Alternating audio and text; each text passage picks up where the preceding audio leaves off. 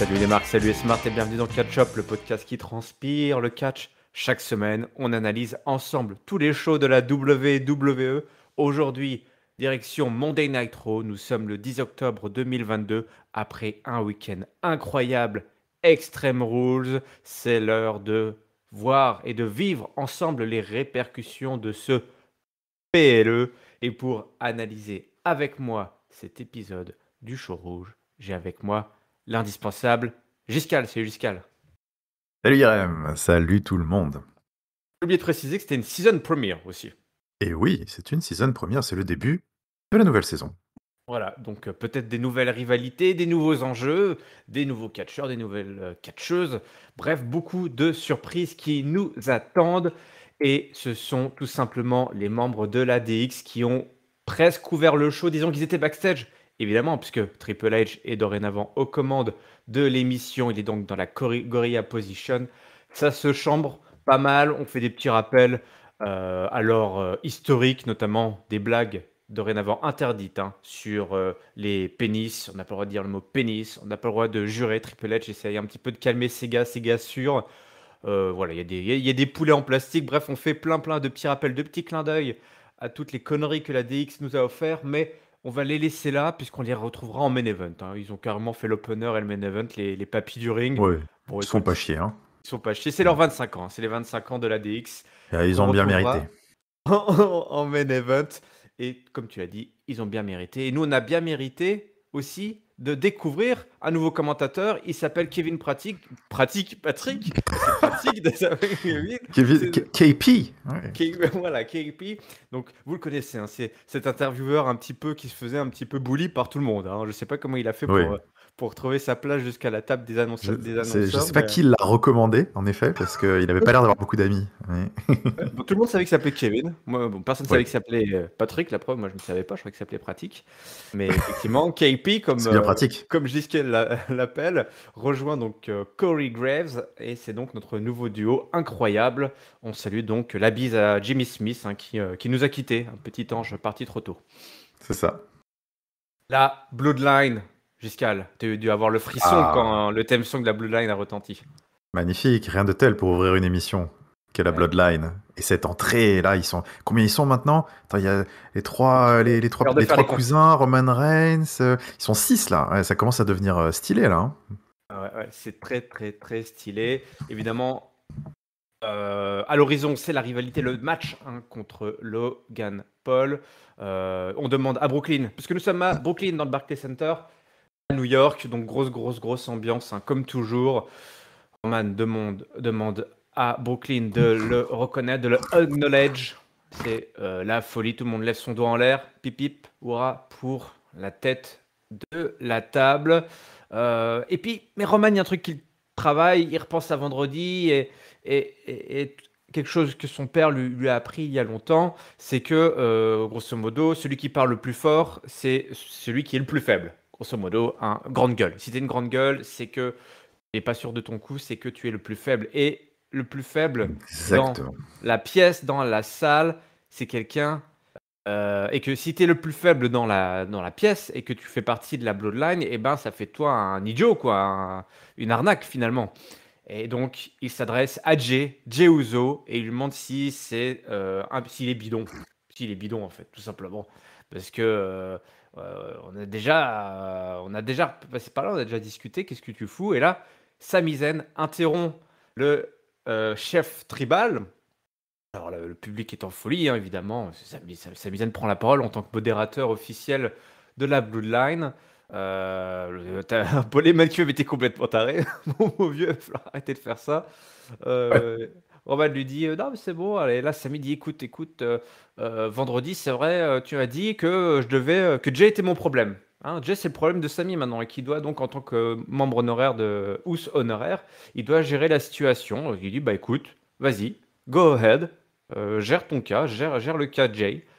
Donc, Sami dit à Jay, bon bah voilà, on t'aime tous, tu fais partie de la famille.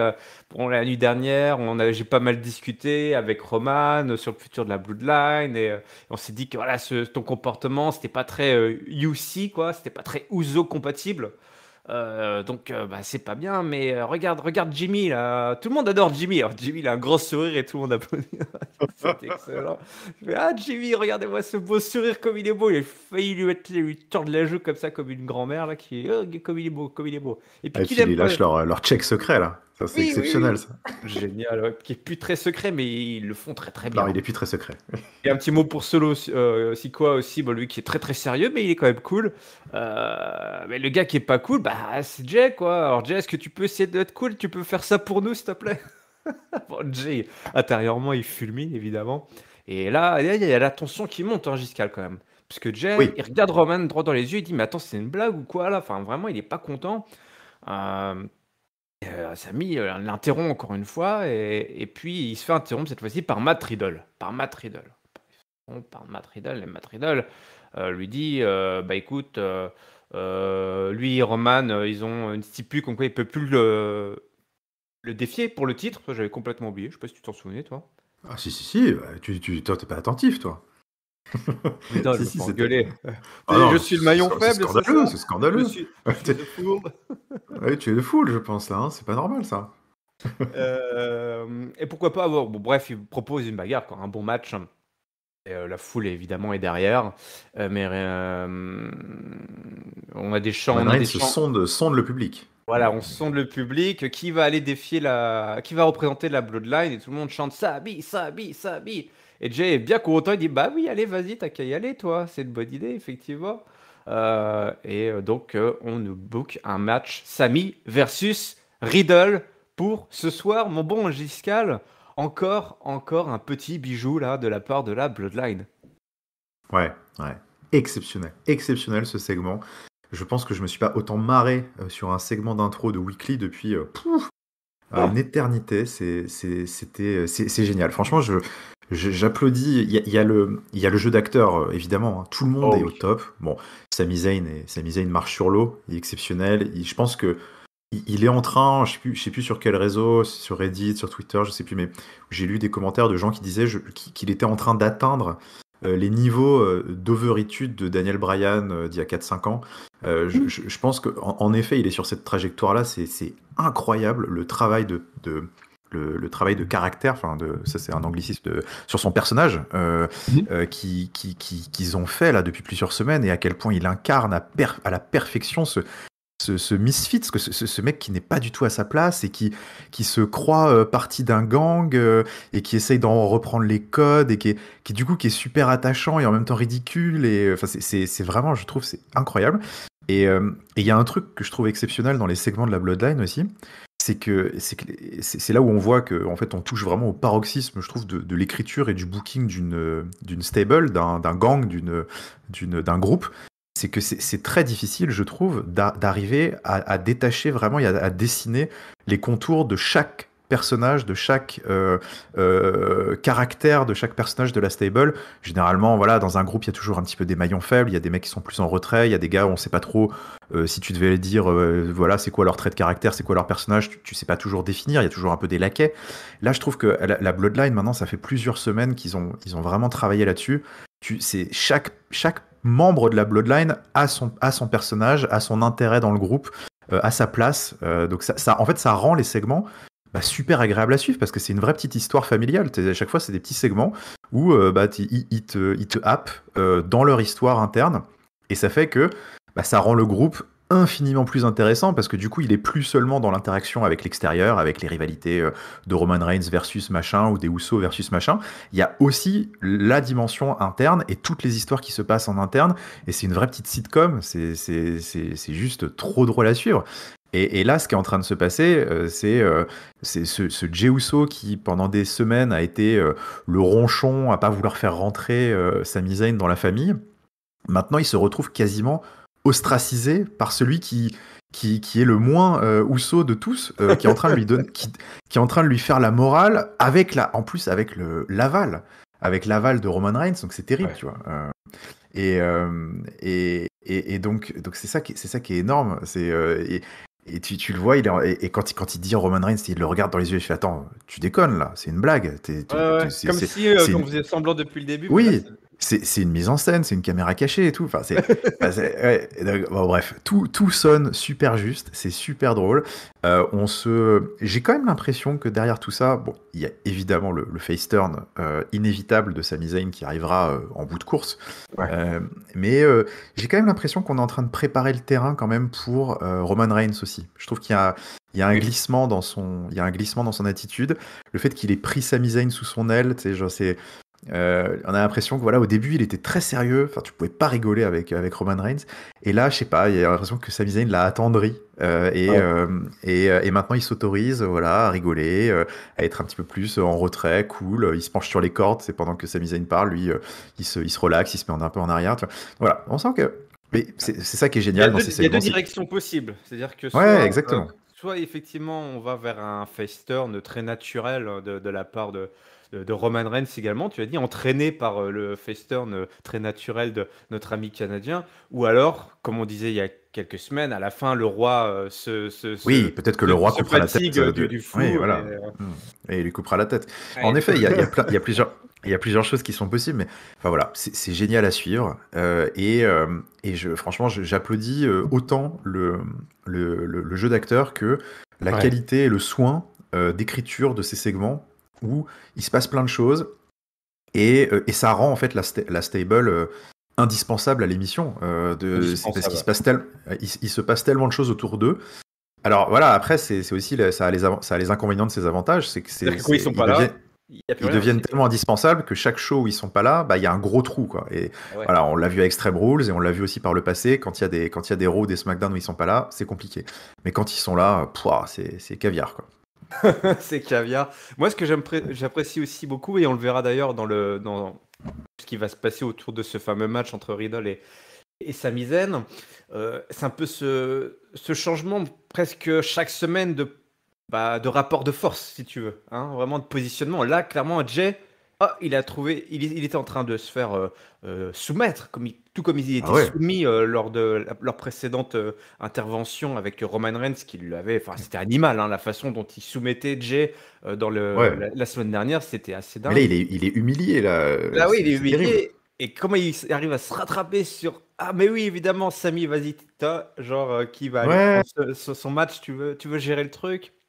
Donc, toi qui exactement. imagine déjà voilà, pouvoir donner une bonne leçon à ce rouquin là Et ce qui sera se prend très le temps très pour un bien. savoir. Ouais, ce sera très bien exploité pendant le match d'ailleurs, mais ça on en reparlera après. Mais ouais. Ouais, on en reparlera tout à l'heure. En attendant, un autre match avec un homme qui avait croisé la route de Roman Reigns, c'est Austin Theory, notre plus jeune porteur de mallette Money in the Bank. Ce soir, il a un match contre Papa Johnny Gargano, un match évidemment très attendu par notre papy à nous, ici en interne. Ouais. Un match assez clean entre les deux hommes. Entre les deux hommes, on a euh, les deux hommes qui se rendent dessus dès que la cloche a sonné. Théorie qui utilise le côté très physique, hein, enfin qui fait parler le côté très physique de son offensive. Gargano un peu plus d'expérience et un peu plus de vitesse qui lui permet également de tenir tête au plus jeune champion des États-Unis à l'époque, on se souvient encore. Et puis il y a d'ailleurs plusieurs prises d'Austin Theory, enfin qu'Austin Theory emprunte à Johnny Gargano, hein, voilà, par provocation, une fois de plus. Hein, il n'est pas encore il n'a pas atteint le stade de maturité ultime, hein, notre Austin Theory. Il fait encore preuve Hmm. d'erreur de jeunesse, même si là, il a vraiment envie d'y aller, il a vraiment envie de disposer de Gargano. Mais au final, c'est la victoire de Johnny, assez clean d'ailleurs, en faisant son slingshot Très DDT clean, là ouais. depuis l'extérieur pour le tomber, assez inattendu d'ailleurs parce que c'est même pas son finisher, mais bah voilà, hein, Austin Theory est sonné et il est sonné pour 3 secondes, 1, 2, 3, et donc bah une victoire de Johnny Gargano au grand détriment de Papy. Là, c'est marrant cette construction.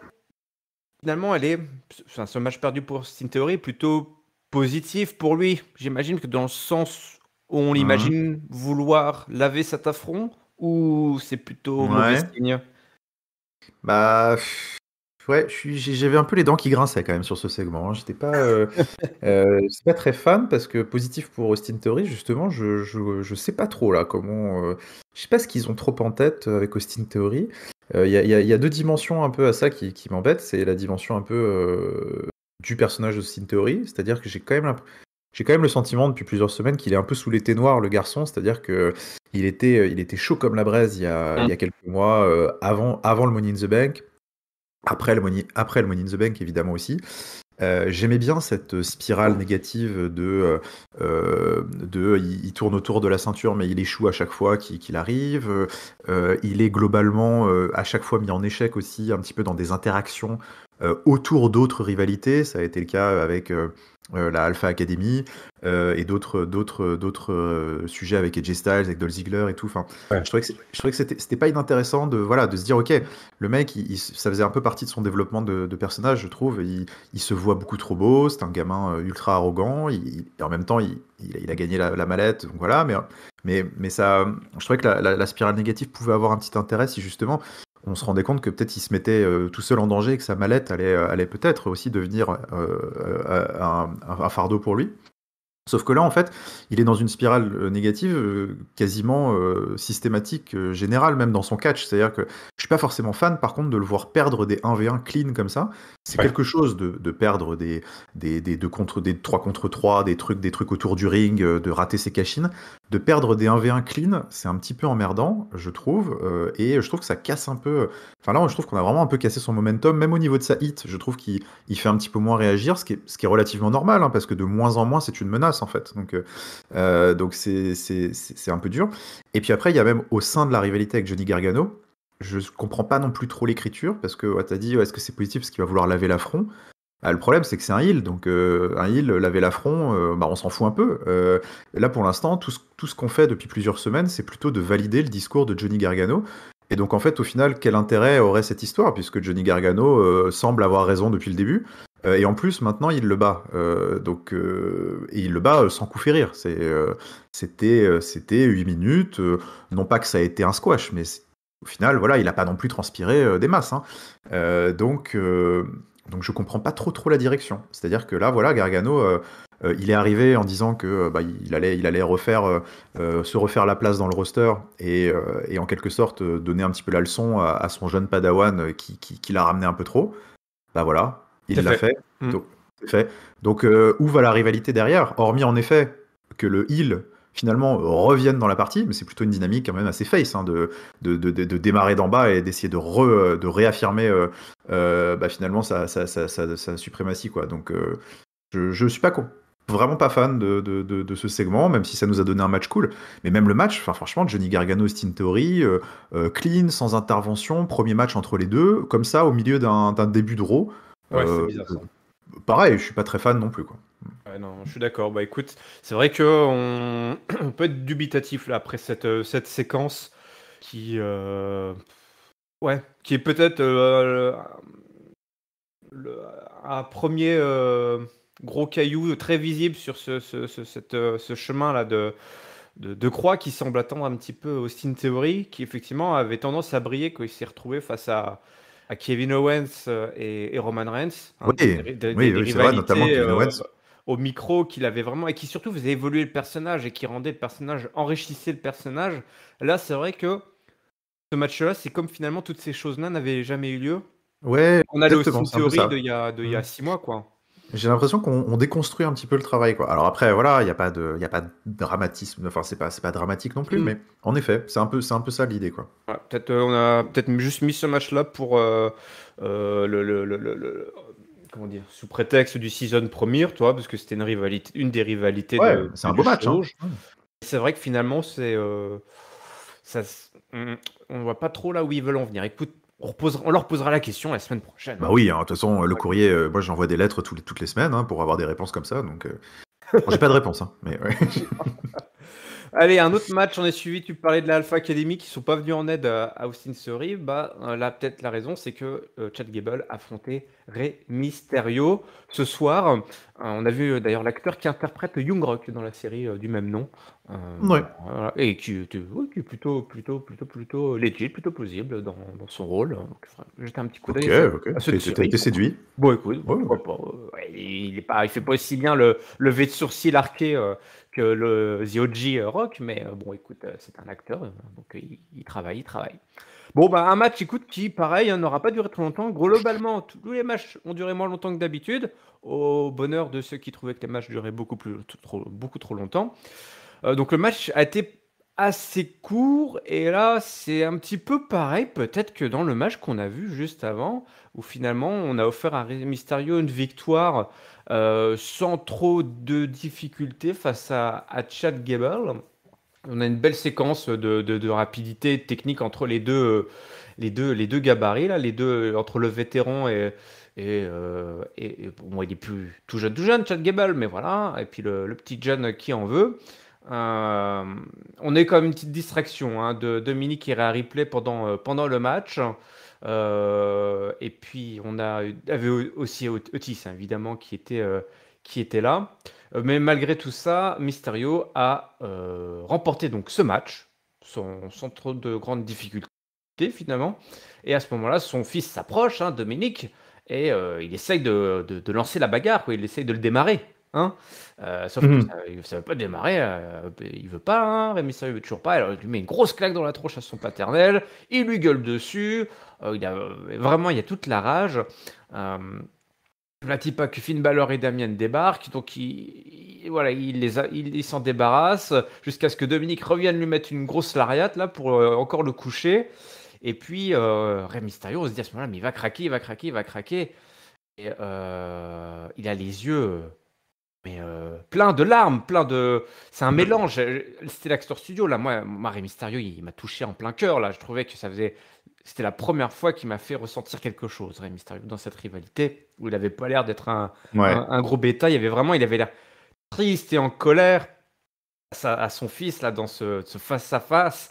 Et puis quand il s'en va, Dominique l'attaque par derrière et en plus comble du déshonneur ou de l'affront, il place un 619 sur son paternel.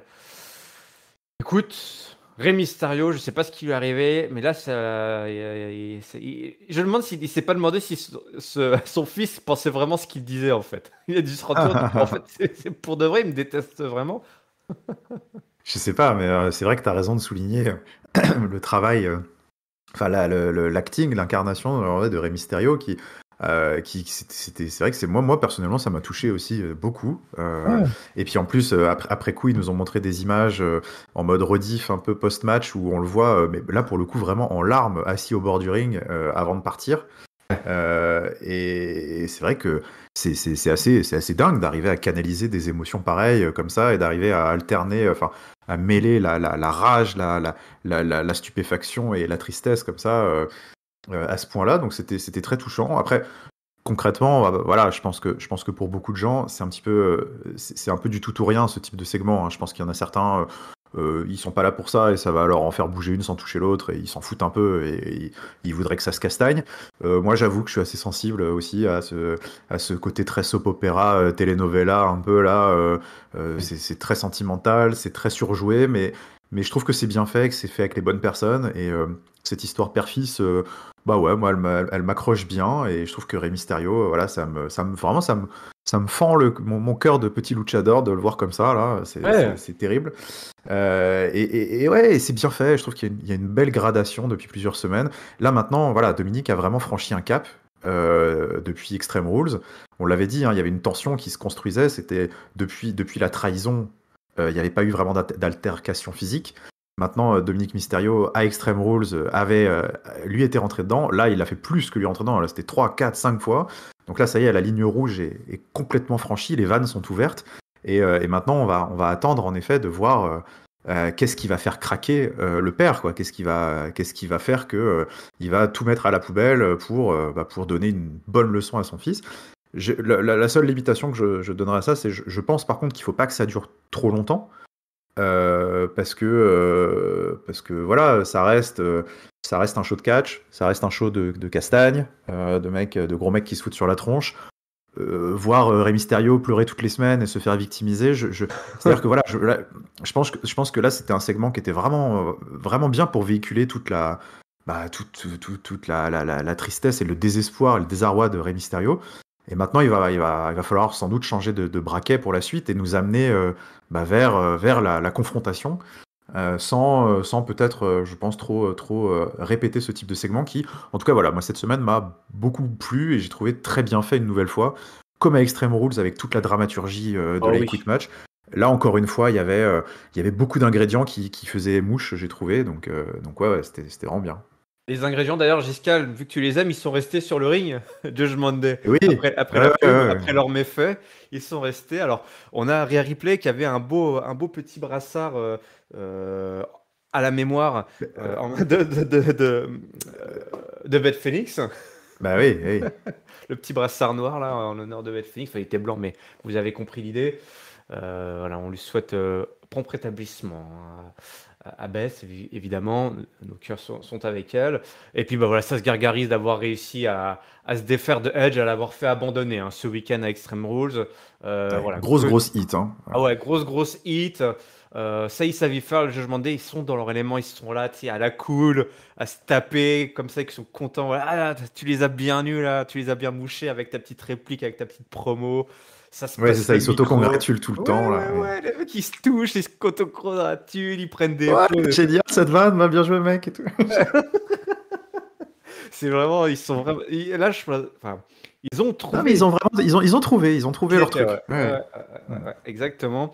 Euh, Voilà, un Finn Balor qui a gâché la fête.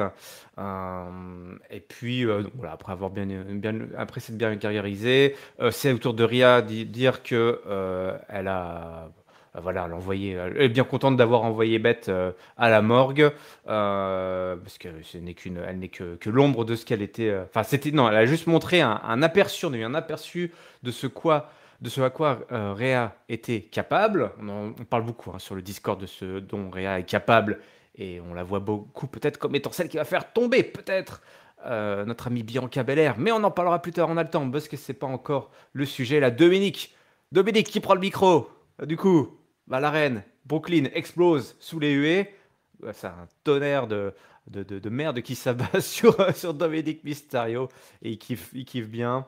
Et puis, il dit la seule chose qui était meilleure que de voir Rhea Ripley enfin, mettre un concerto sur Beth Phoenix, c'était de foutre un 619 à son père. Ouais. Je sais même pas s'il dit père ou s'il dit Ray, toi. Je sais même pas, est-ce qu'il Ouais, l'appelle encore ouais, papa? j'ai pas Je tilté, fasse c'est vrai, je attention sais la pas. prochaine fois. Tu sais, quand Hmm. les ados veulent vraiment plus rien avoir avec leurs parents, ils Ouais, commencent à les ouais, appeler c'est par vrai. leur prénom. Ouais, c'est pas bon signe, ça. Non. Et donc voilà, tout le monde est content. Finn Balor dit que il est temps de parler de AJ Styles. Oh, l'oncle Alan. Ah, visiblement, oncle Alan, on l'appelle tonton Alan. Il y a beaucoup de tontons, hein. C'est une sorte de famille, hein, tout ça. Qui n'a toujours pas. Voilà, il y a un ultimatum pour AJ Styles. Il doit tout simplement dire s'il veut rejoindre, enfin accepter l'invitation de Finn Balor à aller rejoindre Judgment Day. Ça fait plusieurs semaines qu'il se tourne autour. AJ débarque et il raconte que effectivement Finn a raison. Finn a raison et il commence à parler d'amitié. Il était tout seul, il a besoin de poteau, il a besoin de famille. On est des frangins et il s'agenouille devant Finn Balor. Ah, le public est là, oh non, quoi là, qu'est-ce qui se passe? Bouh, bouh, bouh. Et quand ils se font un gros hug, un gros câlin, ils chuchotent à l'oreille de Finn Balor que je ne parlais pas de toi, quoi, je parlais d'amis, que j'avais besoin d'amis. Et là, la musique des Good Brothers, Gallows et Anderson, les vieux poteaux de AJ Styles, mais qui sont aussi les vieux poteaux de Finn Balor, débarquent. Et c'est la grosse bagarre, la nouvelle rivalité qui se met en place entre les deux factions. Un nouveau programme déjà là pour le Judgment Day, on enchaîne, hein, toi, on enchaîne. Eh oui. On enchaîne, ça n'arrête pas. Le Judgment Day, c'est chaud, hein. Ça prend de la place en ce moment, c'est chaud, c'est chaud. Ça marche bien, ça y est, hein, voilà, on l'a dit, hein, ça fait maintenant quelques semaines qu'on est en tout cas que nous, on fait partie des gens un peu séduits. Parce que, bah voilà, tu l'as dit, ils ont trouvé leur identité, ils ont trouvé leur dynamique entre eux. Ils sont agréables à, voilà, enfin, ils sont agréables, ils sont agréables, ils sont plus agréables à détester, on va dire, que avant. Et donc, bah, il passe à autre chose tout en restant. Enfin, il y a toujours aussi ce côté un petit peu tentaculaire du Judgment Day qui est pas mal, hein. Ils sont toujours dans plusieurs programmes un peu en même temps. Donc, il y a toujours cette histoire avec Rey, évidemment. Et donc, ils se tournent déjà aussi vers potentiellement un autre programme, donc AJ Styles. Et l'arrivée des Good Brothers, bah écoute, c'était bien fait. Moi, j'ai trouvé que c'était encore une fois, c'était bien fait. C'est un thème récurrent de cette émission. Les segments sont bien exécutés. La mise en scène est bien fichue. Voilà, cette fausse trahison d'AJ Styles, ce côté bras dans les bras avec le micro derrière, un plan sur Finn Balor, un plan sur AJ Styles, quand il a AJ Styles qui annonce, un plan sur Finn Balor qui apprend la nouvelle et qui est d'un seul coup qui comprend pas ce qui se passe, et puis la musique des Good Brothers. Voilà, c'est pas compliqué, mais c'est bien fait, et ça fait que le segment est cool et que la surprise est bien accueillie. Donc écoute, retour sympa. Moi, ce que j'avais dit sur le Discord, je suis pas un grand fan des Good Brothers du tout en tant qu'équipe stand-alone, quoi.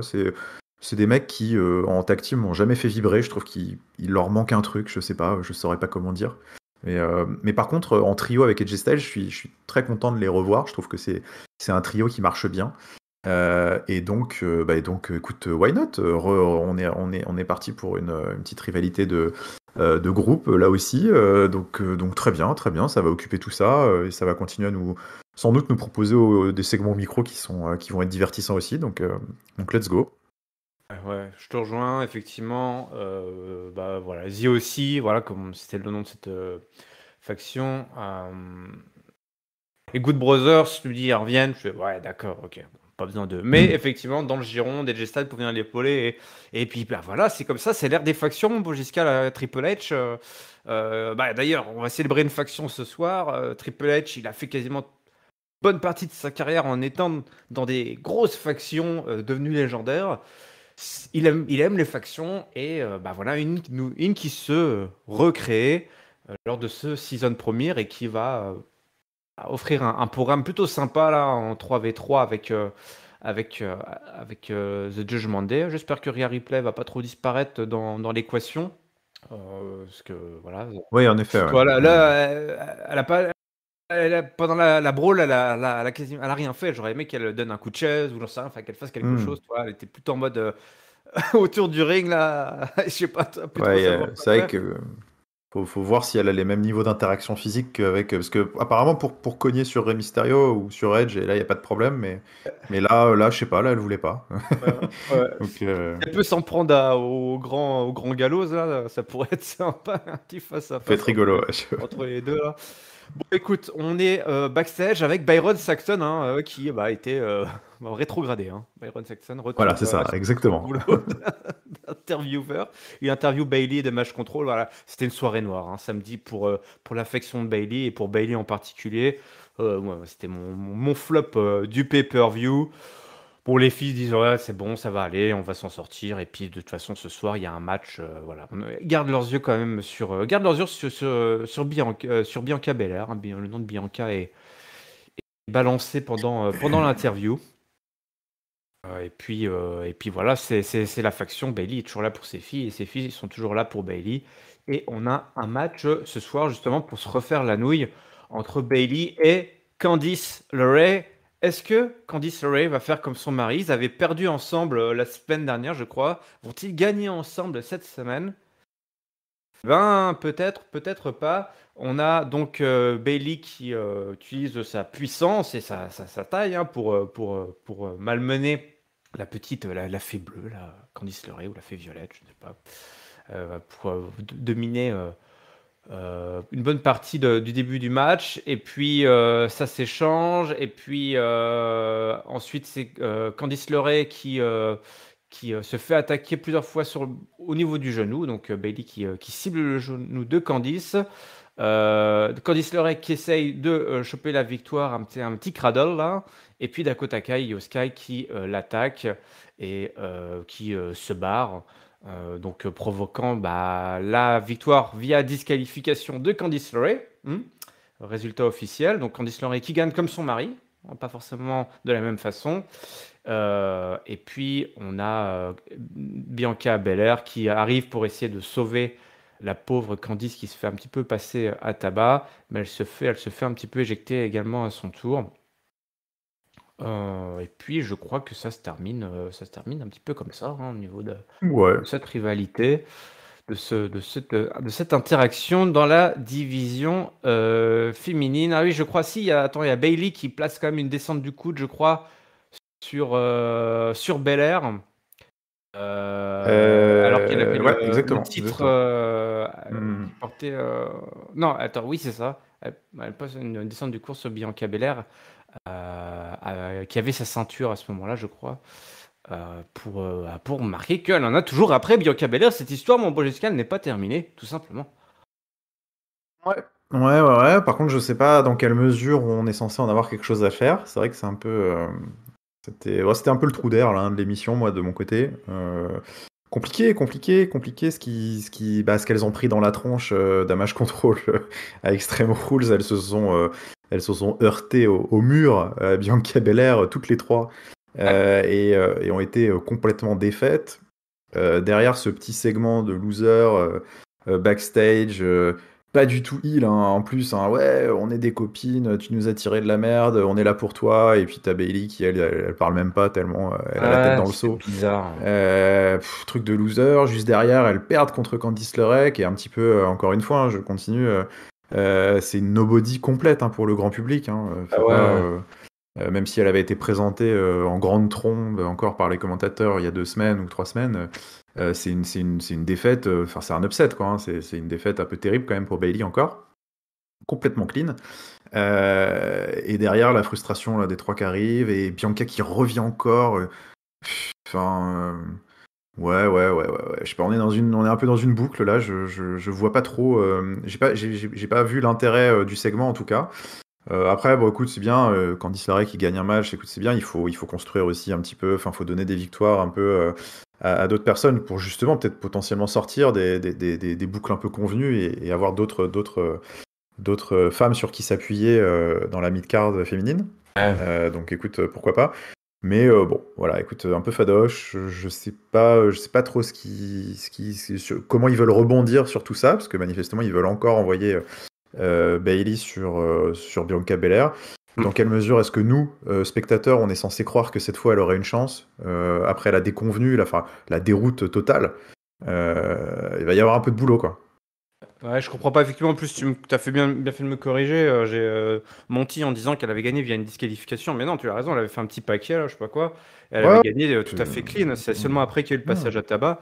Donc, bah ouais, un autre upset, là, je comprends pas. Moi, je comprends pas. En fait, tu peux pas écrire ça, tu peux pas écrire ça.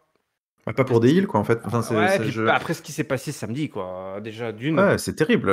Faut les remettre en selle un peu, les filles, là, parce que. Là qu'il euh, fallait qu'elle gagne de façon hmm. très démonstrative, peu importe face à qui. Candice LeRae, ils auraient dû la démonter complètement, toi, et, Ouais, et la passer à tabac, et éventuellement tu fais revenir Bianca Belair, qui elle peut pas s'en empêcher, toi, elle peut pas s'empêcher de se mêler des affaires des autres, tu vois ce que je veux dire? Et elle vient, ouais. et là du coup ça relance, tu peux relancer éventuellement la rivalité. Où tu as dit, bah attends, je croyais que tu t'étais débarrassé de moi, mais en fait, tu peux pas t'en empêcher, toi, par exemple. Dans ce cas-là, on Ouais, continue. pourquoi pas, pourquoi pas. Hmm. Quelque chose de beaucoup plus naturel. Là, tu comprends pas Hmm. finalement la légitimité de tout ça. Pourquoi en plus elles n'arrivent pas? Ah bah, attends, je comprends pas moi. On nous a montré avant le pay-per-view une faction qui arrivait enfin à dominer enfin, leurs adversaires face, quoi, de façon démonstrative. Hmm. Et là, on nous a redéfait le tout encore là en deux coups là, Ouais. en deux Non, mais de toute séquences. façon. C'est vrai qu'on en revient à ce qu'on disait lors de l'analyse d'Extreme Rules. C'est vrai que enfin, la déroute était totale, quoi. C'était une victoire implacable, indiscutable et définitive de Bianca Belair, quoi, voilà, qui a battu les trois toute seule dans un match sans disqualification pour garder sa ceinture. Enfin, voilà, terminé, bonsoir, quoi. Donc c'est vrai que c'est très difficile d'accorder du crédit derrière à un segment pareil, qui en plus ne met pas du tout en valeur celles qui ont perdu, quoi. Euh, donc, très difficile, ouais. Bon, écoute, d'ailleurs, les petits. Enfin, c'est l'anniversaire de ce soir du Miz. Eh oui, Voilà. Celebration, incroyable. Maryse est magnifique, Miz est magnifique. On se retrouve sur le ring avec un beau décorum. C'est donc la grande célébration. Il y a une sculpture en glace du buste musculaire et magnifique du Miz. Il avait sa batte de baseball. Oui. C'était le Miz qui avait. Oui, c'était le Miz qui était Ouais, c'est ça, baseball c'était pour un de ses cadeaux. C'était le premier cadeau d'anniversaire du Miss backstage un petit peu plus tôt. Ouais. Un petit peu plus tôt. Le petit cadeau que tu donnes le matin, toi, dire attends, le Ouais, c'est reste ça. arrive ce soir. Ouais. Donc- Rien de tel qu'une petite batte de baseball. Oh là, je me demande ce que va être le reste. Sur le ring, on a deux boules géantes, deux ballons géantes de la taille des. Voilà, en hommage au Koimachi. C'est vrai que je pensais que ce running gag était terminé, mais non. À ton grand plaisir, ce n'est pas terminé. Là, on fait de la cheap hit sur les stars locales de baseball. Donc voilà. Et puis il y a un autre cadeau. Il y a un autre cadeau sur la table. Il soulève le cadeau. Et en fait, il y a la tête de Dexter Lewis qui apparaît en dessous. Donc il remet le cadeau par-dessus le paquet, tu sais, pour le faire disparaître. Et d'ailleurs, ça marche, parce que quand il le relève, Dexter Lewis a disparu. Enfin, non, c'est pas ça. Il tabasse, il prend sa batte de baseball et il tabasse le paquet. Ouais. Il tabasse le paquet Et cadeau. après, il renverse la table et il n'y a plus personne. Franchement, c'était impressionnant, non? Il est passé par où? Moi, j'ai pas compris. Hein. Moi, j'étais comme devant un spectacle de magicien. Je fais, mais attends, Ah, voilà, c'était prestidigitateur, là. Ouais. ah la vache, honnêtement, je me demande encore comment ils ont fait, parce que voilà, ça s'est fait en 5 secondes, et enfin, je sais pas, C'était bien fait, hein. elle est où la trappe? Ouais, c'est assez incroyable. Et puis, voilà, c'est panique totale. Et puis, il réapparaît et il attaque le Miz. La pauvre Marie se retrouve la tête dans le gâteau. C'est la débandade. Et Dexter Lumis, d'ailleurs, chope un gâteau et coupe une part et éclate les deux boules géantes du Miz et mange son morceau de gâteau. Dans une folie totale, les gens hurlaient mange un bout de gâteau, mange un bout de gâteau. Ouais. Bah d'accord, mange un bout de gâteau. Pas Bon, de écoute, problème. clairement, ça n'avance toujours pas, ce truc, Mais non. à part qu'il y a eu un match qui est booké par la DX backstage pour, entre les deux, la semaine prochaine, par Road Dogg, qui d'ailleurs, c'est très drôle, parce que Road Dogg qui avait été viré du staff, il faisait partie de l'équipe de scénaristes et de booker, il a été viré, puis là, Triple H l'a réengagé, évidemment. Il a réengagé Évidemment. tous les poteaux, et il fait « Ah bah maintenant que je peux, d'ailleurs, je book le match la semaine prochaine. » Ouais, c'était assez drôle. Ouais. Bon bah, on va peut-être enfin avancer, peut-être. Enfin, j'ai envie de dire enfin, ça y est, ils ont peut-être fini d'égrener toutes les idées d'intro de Dexter Lumis qu'ils avaient en stock. Et donc c'était peut-être la dernière en effet. Donc enfin on va avoir un match parce que ouais franchement honnêtement ça commençait. Moi je trouve que ça commence à devenir très très long et un petit peu relou à force. Donc ok parce que au demeurant voilà encore une fois segment réussi parce que globalement individuellement pris tous les segments sont réussis hein, depuis je trouve maintenant plusieurs semaines. Mais ouais, il est temps quand même qu'on sache un petit peu ce que veut Dexter Lumis et que ça se castagne un peu quoi. Donc ok, donc voilà, on a eu un segment assez rigolo. Moi, je suis toujours content de revoir les deux grosses boules du Miz sur ma télé, donc ça me fait toujours plaisir. Et puis bah ouais, manifestement en plus il y a une belle pop pour Dexter Lumis. Bon, après ils s'inventent un peu des vies les mecs, hein, parce que le discours de Road Dogg en arrière-plan genre bah du coup, si vous allez régler ça dans un match et s'il gagne, il aura un contrat et sinon, s'il perd, il est parti à jamais. Genre, en fait, d'où? Enfin, d'où tu peux. Donc ça veut dire que le mec, en fait, il kidnappe le Miz pépère à la télé depuis 10 semaines, mais il a pas de contrat enfin, comment ça marche en fait tu vois, il y a deux, trois trucs parfois où je sais qu'il faut suspendre son incrédulité, mais tu vois, quand c'est vraiment trop stupide comme ça, moi, c'est vrai que ça me gonfle un peu. Et les mecs, ils s'inventaient un peu des lives quand même, j'ai trouvé à la fin d'essayer de justifier une sorte de booking de match, mais je trouvais que c'était extrêmement feignant, intellectuellement parlant. Et du coup, si tu gagnes, il est parti à jamais. Donc, ok. Mais donc, d'où qui décide ça? C'est toi, c'est Alors, Road Dogg. Donc, le début, le mec. ouais. Donc, c'est quoi en fait? Comment tu peux décider un truc comme ça? Ou alors, ça veut dire que Dexter Lumis il bosse pour toi? Je comprends pas. Enfin, c'est quoi le délire? Donc, ouais, bon, je trouvais que c'était pas génial ça. Mais Non, bon, je suis d'accord, le booking du match était on va assez. avoir un match. Ouais. Ouais, c'est extrêmement paresseux, je trouve. Mais Oui. bon. oui. Mais bon, voilà, écoute, on a un match, donc on va voir ce qu'il va donner notre ami Dexter entre les cordes.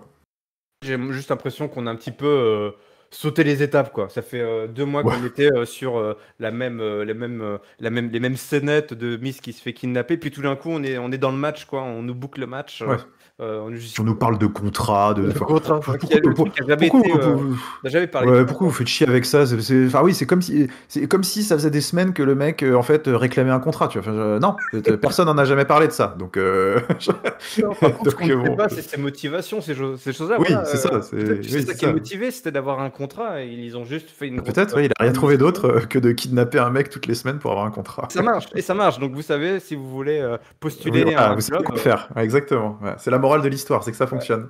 voilà. Vous kidnappez le patron de chez Total, et puis vous aurez un Et contrat peut-être avec que vous aurez une augmentation ou une un contrat. belle prime, une belle prime. Bon, allez, nous, voilà, il n'y a pas de blocus à catch-up. On continue sur l'analyse de cet épisode de Monday Night Raw. Puisque Bobby Lashley est là ce soir. Non, on a eu un match de Moss, pardon. On a eu un match de Moss Ouais, pour se débarrasser de deux jobbers locaux. ouais. Ça Qui va. avait été hypé un peu par la DX en backstage, c'était rigolo. Oh là là, Ouais, ils s'inventent vraiment une vie, hein, parce que là, franchement, ouais, ça vend des lives un peu les mecs. Hein. qui Ouais. MVP porte une casquette avec son costard maintenant, je sais pas, le mec il se prend pour un youpin là. Bon, ils sont en roue libre là. Ouais. Ouais, c'est n'importe quoi, le mec. Sûrement, il avait perdu un pari. Ouais. Euh, On a. Qu'est-ce qu'on a? Bobby. Ouais, Bobby est là. Bobby est là ce soir. Et voilà, il nous dit qu'il est un champion. Hein, c'est ça, un champion combatif. Oui. Voilà, il a battu tout le monde d'ailleurs. D'ailleurs, il cite Roman Reigns. Oh, j'essaie de me souvenir quand est-ce qu'il avait battu Roman Reigns. Bobby Lashley. Peut-être il y a longtemps avant qu'il ait. Ouais, peut-être il y a très longtemps, je sais pas, ou alors par DQ ou un truc, enfin je sais pas, mais c'est vrai que j'ai Ouais, pas souvenir ouais, de. c'est assez. Je me suis dit, bah, le mec, oula, calme-toi. Il fait, ah, j'ai Je battu. voyais pas, pas à quoi il fait référence. D'ailleurs, Mais, Roman Reigns, Brock Lesnar, Seth Rollins ce soir, parce qu'il y a un match entre les deux qui est booké entre Seth Rollins et Bobby Lashley, et donc il est là un peu pour nous en parler. Mais tout d'un coup, une musique très connue retentit dans le Barclays Center, c'est la musique de la bête. Brock Lesnar est là, Brock Lesnar est de retour. Alors, grosse surprise pour l'arrivée de Brock Lesnar. Brock Lesnar qui fait des checks, il est avec son petit chapeau, il chope un micro. Il y a des chants évidemment, les shit. Il est content d'être à Brooklyn. Et lui, d'ailleurs, il fait une petite réplique. Il lui dit, il appelle. Je sais plus comment il fait, parce qu'il fait un peu référence aux répliques. Si, il lui avait fait le coup du Bobby Woo pendant leur rivalité. Il disait Bobby comment, les gens ouais, qui tout le à fait. connaissaient pas. Ouais. Et je crois que là, il l'appelle Bobby Lashley. Enfin, tu vois, il le reconnaît quoi. Donc, Ouais. c'est déjà une petite victoire Ouais. pour Bobby Lashley, mais il n'a pas le temps de la savourer parce qu'il se bouffe un gros S5 et après il se fait démonter à coup de German suplex à droite à gauche et puis un dernier F5 et la foule est en folie et puis ça commence à partir un peu chelou parce qu'il place quand même Bobby Lashley dans un Kimura Lock pour lui péter le bras Ouais. gauche et là tu sais plus trop Ouais, là, tu sais plus là. tu sais plus si tu vas vraiment l'encourager. Mais merde, attends, on est censé encourager ça ou pas? Je sais. C'était assez bizarre et d'ailleurs quand il repart C'est quand même pas très gentil. il refait des Et- checks en repartant. Le Ouais. pauvre Bobby il vient de se faire démonter, lui qui était devenu super over, top babyface, effectivement champion combatif. Je crois que Brock Lesnar, il a transcendé la notion de heel face et tout. Lui, Ah ouais, ouais. c'est pas sa problématique à lui. Tu vois. Il s'en fout, il s'en fout. Et bah du coup, qu'est-ce qui se passe? Seth Rollins, tel une vipère, un chacal arrive et débarque et il demande le match qu'on lui avait promis. Et Bobby dit bah ouais d'accord, toi après quelques provocations de Bobby de la part de Seth Rollins qui notamment met en doute son esprit de soldat. Hein, parce qu'il a une carrière Ah dans oui, l'armée. ça c'est terrible, ça. Et Terrible, ça, il terrible. dit t'es un loser, t'es On ne peut pas faire ça. même pas un soldat, t'es rien du tout. Alors Bobby il fait quoi? Amir USA, USA, et il remonte. Et puis il remonte, il aurait jamais dû remonter. Il aurait jamais dû remonter, puisque malgré tous ses efforts, toute sa puissance, eh bien, il va perdre ce match. Seth Rollins va placer le curb strong pour la victoire. 1, 2, 3. Seth freaking Rollins est à nouveau champion US. Ça faisait longtemps qu'il n'avait pas touché d'or, notre ami Seth Rollins. Et ben ce soir, c'est réparé, mon bon Giscal. C'est ça. C'est ça, c'est réparé pour Seth Rollins. Non, écoute, truc de ouf, hein. Moi, enfin, je sais pas comment t'étais, mais enfin, c'est moi quand j'ai entendu la musique de Lesnar, d'un seul Oui, coup, c'est le genre de truc où sympa. tu sais, bah, je regardais pas le show d'un œil, mais tu sais, bon, voilà, je l'ai sur un écran et tout. Putain, j'ai entendu la musique de Lesnar, bam, d'un seul coup, tu sais, ça snap sur l'écran, j'ai bouche grande ouverte, j'ai dit, what the fuck? Qu'est-ce qu'il fait là? Ouais, énorme surprise, énorme pop, incroyable, incroyable retour de Lesnar. Et puis après, euh, énorme segment, je trouve, énorme enchaînement d'événements, quoi. Enfin, vraiment, on est passé un peu par toutes les émotions là en 5 minutes, tu l'as dit. Même le public hein, ne savait plus sur quel pied danser, entre la joie de retrouver Lesnar et en même temps ce beatdown un peu bizarre, vicieux, hein, enfin, avec cette Kimura presque dispensable en quelque sorte, c'est envie de dire, c'est bon, t'as fait ton retour, t'as fait ton, Kimura de t'as, trop. t'as- c'est la Kimura de trop, exactement, qui aurait pu lui valoir d'ailleurs des huées quand même. Hein, et donc, et puis après derrière cette arrivée évidemment du Chacal, parce que on avait vu Seth Rollins hein, qui est en backstage un peu plus tôt dans l'émission avec son gros bandage sur le ventre pour vendre son match d'Extreme Rules et le fait qu'il était un peu diminué. Donc là, d'un seul coup, le rapport de force qui bascule complètement et cette victoire, Seth Rollins qui retrouve un titre, Bobby Lashley humilié, Brock Lesnar qui revient là-dedans. Enfin, c'est ultra excitant. J'ai trouvé que c'est de voir Brock Lesnar en fait se réintégrer dans un programme d'upper mid-card comme ça, c'est complètement inédit. Hein. C'est vrai que Brock Lesnar depuis 10 ans, depuis Choc, qu'il est ça. revenu à la ouais, depuis qu'il est revenu à la WWE, Brock Lesnar c'est le main event ou rien. Et c'est même, j'ai même envie de dire, c'est même le main event de pay-per-view ou rien. C'est-à-dire que même les weekly, c'est assez sporadique. Il vient, il parle et voilà. Et là, il s'intègre dans un programme de worker en quelque sorte. Hein, parce que c'est voilà, c'est un programme de mid-card, la ceinture US, Seth Rollins, Bobby Lashley. Qu'est-ce qui va sortir de tout ça? Est-ce que Bobby Lashley, est-ce que ça va être un truc croisé à trois? Est-ce qu'il va peut-être vouloir se déclarer pour le titre US? Comment, enfin, en tout cas, comment il s'inscrit un petit peu dans cette nouvelle saison de Monday Night Raw? Je trouve que c'est vachement intriguant. Donc non, moi, j'ai adoré, j'ai trouvé que c'était super intense comme moment et cette victoire de Seth Rollins qui rebat en plus un petit peu les cartes, c'est sympa de le revoir avec une ceinture et on va voir comment Bobby Lashley rebondit. Beaucoup de choses, beaucoup de choses. Ouais, beaucoup de choses, très excitant, un changement de titre qui fait du bien parce que c'est vrai que Bobby Lashley finalement, alors c'est un peu, bon, ça ne fait que commencer hein, évidemment, Hmm. mais voilà, si on l'éloigne complètement du titre US, je trouve c'est un petit peu frustrant parce que finalement Bobby Lashley il y a quelques semaines je trouvais il avait réussi à retrouver un peu Ouais, carrément, de, carrément. Ouais. vraiment de motivation. Il était là backstage, avec des interactions, il était à la Ouais, cool, il avait Fighting suivi d'aide. Champion et Ouais. tout. Et Et puis il finalement, était super over, hein, et franchement. oui, Hein. méga over. Mais finalement, ils ont pas trop poussé ce côté Fighting Champion. Toi, c'était pas comme si toutes les semaines il y avait un open challenge de Bobby Lashley et tout. Donc, je me disais, ouais, il va faire durer peut-être un petit peu le truc. Puis finalement, tu vois, Seth Rollins récupère la ceinture. Alors, tant mieux, très bien, c'est bien. Au final, c'est bien pour tout le monde, c'est bien pour les trois hommes qui, en plus, s'ils ont une rivalité croisée là pendant les premières semaines, ça peut vraiment, vraiment être cool, quoi. C'est vraiment, enfin, on a là quand même, enfin, on a les trois main Ah eventers de Monday bah, Night Raw, quoi, ouais. enfin, hein, qui, Ah bah ouais, autour du titre, concrètement. autour d'un titre de mid-card. Donc, on va Ouais, comprendre. moi j'imagine On est où? déjà, là franchement, parce que Bobby Lashley va vouloir évidemment se venger des deux. Ouais. Et puis j'imagine déjà les petits segments où t'as Seth Rollins en backstage, peut-être qu'il va parader, qui va faire le malin à rigoler avec sa ceinture, et puis là il va peut-être croiser le chemin de Brock Lesnar, qui va le regarder droit dans les yeux, On dire va rigoler. hop hop hop, ouais hop hop garçon, tu sais quand même pourquoi t'as gagné, et puis le mec il va se pisser dessus et tout. Il y a plein de choses quoi, il y a pas mal de trucs à faire quoi. Donc et puis vu que ça implique Seth Rollins en plus, je suis content. Donc C'est très excitant. Le retour d'Elias aussi très excitant la semaine prochaine qui est annoncé. Grand retour de notre drifter préféré qui va nous composer. Sûrement, il aura eu le temps de nous composer un nouvel album, là, j'espère. Hein. j'espère. Hein. Petite vidéo de Bray Wyatt qu'on n'aura pas vue ce soir. Peut-être on le verra à SmackDown. Hein. Visiblement, on m'a dit qu'il avait un contrat léger lui aussi. Bon, bah écoute, hein, Bray Wyatt, il nous a ébloui, là, subjugué, Mm. hypnotisé ce samedi soir. Là, il nous a juste passé une petite vidéo un peu cryptique là. Ils sont bien, ils se sont bien foutus de notre gueule quand même, hein, à nous hyper le retour de Bray Wyatt toute la soirée pour en fait finalement rediffuser. J'étais impatient. Ça Ils faisait sont, longtemps que j'avais pas regardé un Monday ouais, Night Raw d'une seule ils sont traite. bien foutus de notre gueule, hein. Mais c'est bien joué, hein, pour les ratings, je pense, parce qu'ils ont ils ont gardé tout le monde pendant 2 heures avec Oui, ce en fait, truc. ça fait des records, hein, en termes de ratings, en termes d'audience. Ce season premiere, il était très malin, Triple H. Il sait comment faire pour gonfler les chiffres artificiellement, je ne sais pas, parce que les gens étaient vraiment devant leur télé.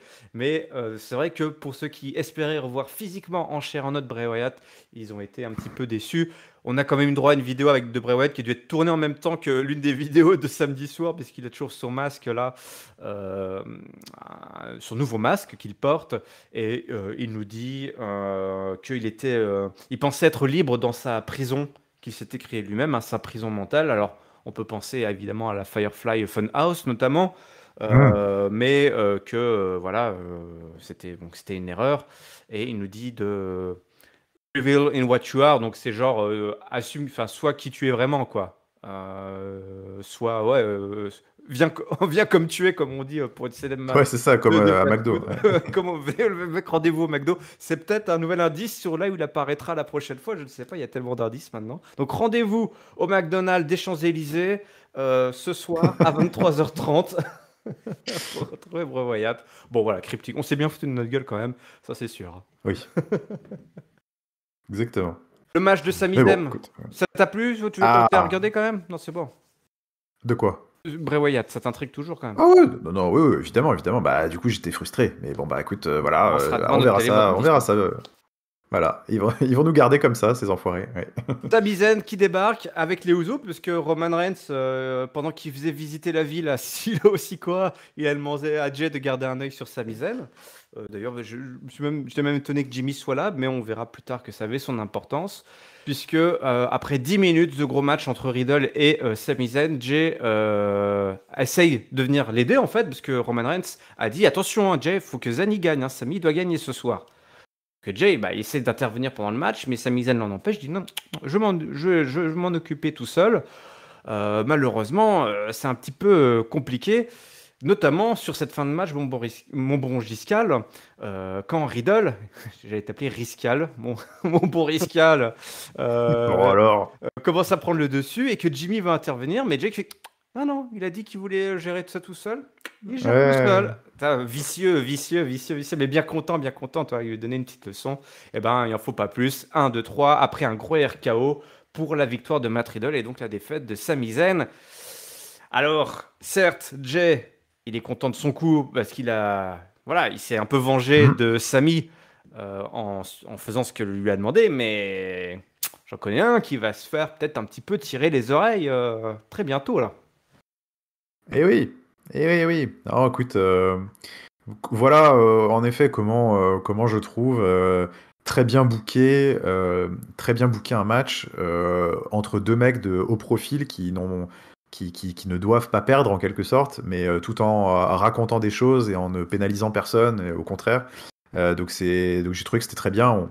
On garde un max de momentum sur Riddle qui enchaîne de belles victoires, hein, avec sa victoire au Fight Pit contre Seth Rollins quand même, et puis maintenant qui gagne en main event de Raw contre Sami Zayn, et puis en même temps, bah voilà, Sami Zayn il a perdu certes, mais il a perdu parce que il est parasité, il est pollué par tout ce qui se passe autour, et voilà cette storyline intestine là entre lui et les frangins Uso, et ce Jey Uso jaloux qui essaye d'exposer la fraude Sami Zayn à tout son clan. À tout son clan en mode regardez, voilà, c'est un clown en fait, c'est juste un clown, qu'est-ce que c'est que. Et donc c'est bien joué, et donc voilà, on imagine déjà les prochaines promos en mode bah attendez, c'est pas de ma faute, j'ai essayé de l'aider 2 fois, il a refusé. Donc Sami Zayn va peut-être devoir se justifier aussi, donc ça va être assez marrant à suivre. Bien joué, peut-être un poil long. Je regrette quoi qu'il arrive, je trouve ça aurait pas dû être le main event du show, enfin le main event ça aurait dû être ce dont on a parlé juste avant, hein. Je n'ai pas très bien compris cet enchaînement. Je pense que en plus Matt Riddle Sami Zayn, c'était pas un match qui était advertised, enfin qui était annoncé avant l'émission, alors que vous avez matraqué. C'est devenu le match main event de par le véritable main event qu'il y avait derrière. On ne pouvait pas enchaîner le retour de Brock Lesnar avec ce qui va suivre derrière. Ça aurait ouais, je sais. Ouais, j'ai J'ai trouvé voilà, que c'était Je suis c'était un d'accord. peu triste. Mais bon, écoute, en tout cas, encore une fois, c'est un trait, un caractère caractéristique de ce show. Les développements d'histoire et les segments ont été encore une fois très bien exécutés. J'ai trouvé que c'était bien fichu, c'était organique, c'était bien raconté, bien exécuté. Donc, et puis en plus servi dans un match qui n'était pas déplaisant. C'était cool de voir Sami Zayn catcher pendant un quart d'heure, c'est assez rare. Et puis ils ont gardé vraiment le match long pour la fin d'émission au lieu d'en disséminer un peu partout. Donc c'est pareil, je trouve que ça tranche un peu avec ce qu'on avait pu voir par le passé. Donc ouais, c'était bon boulot pour continuer à nous donner envie de voir la suite. Ouais, effectivement, voilà, on continue dans cette qualité d'écriture dont on a fait les louanges en début d'analyse. Et comme je le disais, bah, pourquoi on a eu ce match-là en main event? Bah, peut-être parce qu'on a eu cette célébration des 25 ans de la DX en clôture de show, en fin de show, et que du coup, il fallait un petit peu ventiler et pas trop bouffer, trop rogner sur l'ego trip de Triple H et de ses potos. Voilà, franchement, c'était pas la folie, hein, cette célébration. Juste un petit trip des vieux papis là, qui font de la résistance et qui disent bah, on est toujours là, on n'est pas mort. Enfin, si, il y en a une qui est morte d'ailleurs, on la salue bien bas, Ouais. China. Ah, c'est marrant parce que t'as HBK qui dit quand même, bon les gars, par contre, si on est encore là dans 25 ans, dites-le nous, hein. Tuez-nous, Dites-le quoi. nous d'arrêter, quoi. Ouais, tuez-nous. Effectivement, oui, ils en ont conscience quand même, ils en ont conscience. C'était pas grandiose, mais c'était pas non plus, euh, enfin, comment dire, agaçant, toi. Ça n'a pas trop bouffé le show, toi. Ça n'a pas trop Bah bouffé. ouais, c'est ça, ouais. Moi, en effet, ce que j'aurais dit, j'ai trouvé que c'était exactement ce qu'il fallait. J'ai Ouais. trouvé, enfin, je suis de même d'ailleurs agréablement surpris, franchement, de Triple H et de ses copains, Bah, si, non rester mais non mais léger. ils ont pas du tout court-circuité l'émission. C'est un petit segment dans la Gorilla Position, comme t'as dit en début de show, tout léger, marrant, avec ce petit gag de voir Triple H avec ses lunettes Ah oui. se lever en mode attendez, je bosse là, qu'est-ce que vous faites et tout. Donc c'était très rigolo. Et puis un petit segment de 2 minutes là en fin d'émission avec une petite promo, les catchphrases, tout le monde repart content chez soi. Et bah, franchement, je suis bluffé. C'était très très léger et c'est juste ce qu'il fallait pour faire un petit shout-out, là, comme ils disent. Là, on est là, merci, et puis à plus, quoi. Ouais, bon voilà, on rien de plus vraiment à dire, hein, sur cette séquence où tout le monde était heureux, content de faire des croix avec ses jambes. Tout le monde a Ouais, balancé sa petit clin d'œil promo. à Billy Avec Gunn, Billy ouais, Gunn, ouais. parce qu'il y a eu l'intro des New Age Outlaws, et c'est le public qui faisait la Ah, c'est partie de, pareil. de Billy Gunn qui est bah, de l'autre côté, hein, qui est chez l'ennemi. Aïe, aïe. Qui est chez l'ennemi. D'ailleurs, ils ont fait une petite blague sur son gimmick des ciseaux, là, il a un gimmick de ciseaux avec Ouais, sa ouais, tag team. ouais. Donc voilà, bon, c'est plutôt. Non, c'était pareil, c'était mignon, c'était touchant, Ouais, j'ai trouvé, c'était sympa de exactement. faire ça. C'est plutôt bon Donc, esprit. C'est bon esprit. Bah, c'est ça, quand on est tout en haut, voilà, on peut avoir un petit peu de bienveillance vis-à-vis de ceux qui essayent de se prendre pour des concurrents. Donc c'est plutôt bienvenu de la part de Triple H, le roi des rois et de toute sa clique de sales gosses. C'est comme ça que c'est terminé ce show, mon bon Giscal, et donc c'est l'heure du mot de la fin. Est-ce que tu veux bien nous partager ton top, flop et ta note, s'il te plaît? eh bien, écoute, avec grand plaisir. Donc, bah, écoute, ma note, je vais mettre un magnifique 4 cette Ouh. semaine. Et oui, j'ai beaucoup apprécié ce Raw. Je l'ai trouvé qui a volé, là, qui a filé. J'ai pas vu le temps passer. Je me suis beaucoup amusé. J'ai trouvé que c'était beaucoup mieux équilibré. Alors, certes, il n'y aura pas des petits caméos DX toutes les semaines et tout, mais je trouve qu'on avait retrouvé une construction de show, moi, qui me convient mieux, avec des matchs un peu plus courts, des segments vraiment fun, enfin des promos. On a retrouvé un petit peu de loufoquerie là avec l'anniversaire du Miz, avec les segments des DX et tout. J'ai envie d'avoir des trucs aussi un peu légers. Je trouve qu'on avait un petit peu mis trop ça sous les noirs et depuis quelques semaines avec 4-5 matchs d'un quart d'heure parfois dans l'émission et plus trop ces petits moments de répit qui te font dire quand même que tu regardes la WWE et que tu es aussi là pour te marrer un petit peu et pas juste voir du catch. Donc je trouvais que le show était très équilibré, les segments étaient excellents dans leur ensemble, beaucoup de développement de storyline qui m'ont plu. Je vais pas plus haut parce qu'il y avait quand même des faiblesses. On l'a dit, il y avait des temps faibles, il y avait des trucs qui m'ont un petit peu questionné, avec Austin Theory, Johnny Gargano et puis le passage des filles. Et les filles qui auront mon flop parce que un peu de facto, c'était, je trouve, le moment le plus faible de l'émission, de loin. c'est très, je suis très perplexe je reviendrai pas parce qu'on écoutait l'analyse d'Extreme Rules pour savoir tout ce qu'on a dit déjà sur la défaite de Bayley face à Bianca Belair, mais là ce damage control qui continue à occuper l'espace, mais en ayant perdu quasiment toute substance, je trouve. Enfin, j'avais l'impression de voir presque une coquille vide du groupe qu'ils avaient construit pendant 2 mois. Donc j'étais très déçu de ce petit passage. Et mon top, écoute, là pour le coup, il y a de quoi piocher, mais je suis obligé de le donner à ce segment d'intro qui pour moi était exceptionnel. C'est plus que de l'acteur studio. Les mecs sont à la fois des super catcheurs et en même temps des super acteurs. Enfin, c'est la synthèse de tout ce qu'on aime voir, je trouve, à la WWE. C'est des segments narrés, mais super bien incarnés comme ça et entrecoupés de matchs. Voilà, je trouve que ces promos-là sont ultra importantes dans des shows de catch. En tout cas pour moi, c'est aussi pour ça que je regarde Raw. Et je trouvais que cette intro était géniale, Sami Zayn, tout le monde est génial en fait dans cette stable, donc top. Bah écoute, mon flop, c'est le même que toi. Franchement, tu l'as dit, une coquille vide. Ça m'a rendu triste en fait, mais triste. Vraiment, moi, ce passage de Bayley, moi qui étais tellement content de la revoir, qui adorait, voilà, une faction. Ça va, elles vont bouger les lignes, toi, elles vont tout démonter en fait. Toi, elles vont au moins foutre le bordel. Ok, c'est. À la limite, elles n'ont pas foutu le bordel longtemps. Non, après, je me dis, bon, je veux bien faire mon deuil sur le fait qu'elle chope pas le titre, pourquoi pas, il n'y a pas de souci. Surtout si derrière, ça peut revenir à quelqu'un d'autre. Toi, je dis, peut-être il y a replay, ouais, ce serait cool et tout. Donc, ok, je veux bien, pourquoi pas.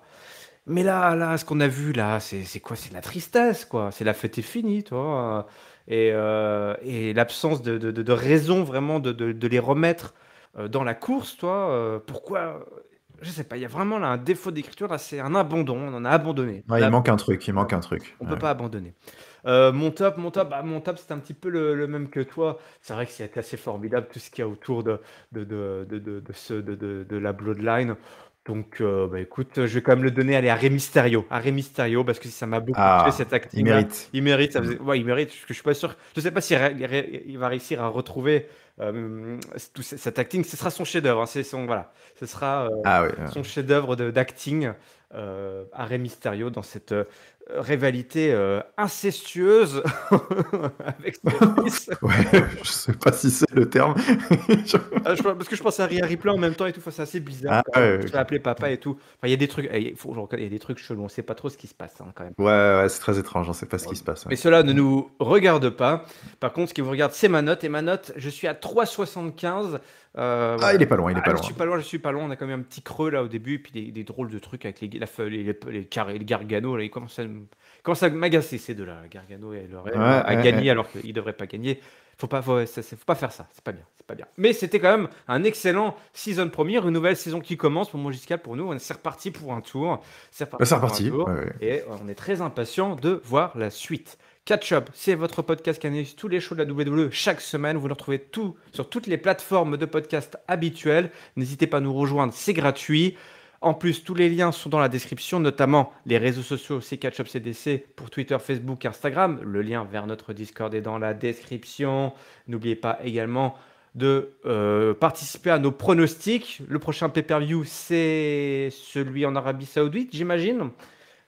Donc, on devrait. Écoute, je crois que oui, c'est ça, en effet. Tout à fait. Les Survivor Series, c'est après. En tout cas, merci à toi, Giscal, de m'avoir rejoint pour l'analyse de ce season première exceptionnel. Merci, Yerem, de m'avoir accueilli une nouvelle fois pour ce season première. En effet, tu as raison, exceptionnel et qui annonce des belles choses tout de même, hein, malgré les petits points noirs, ça et là. Allez, on vous remercie évidemment et on vous souhaite évidemment à toutes et à tous une bonne semaine pleine de catch. Salut. Ciao tout le monde.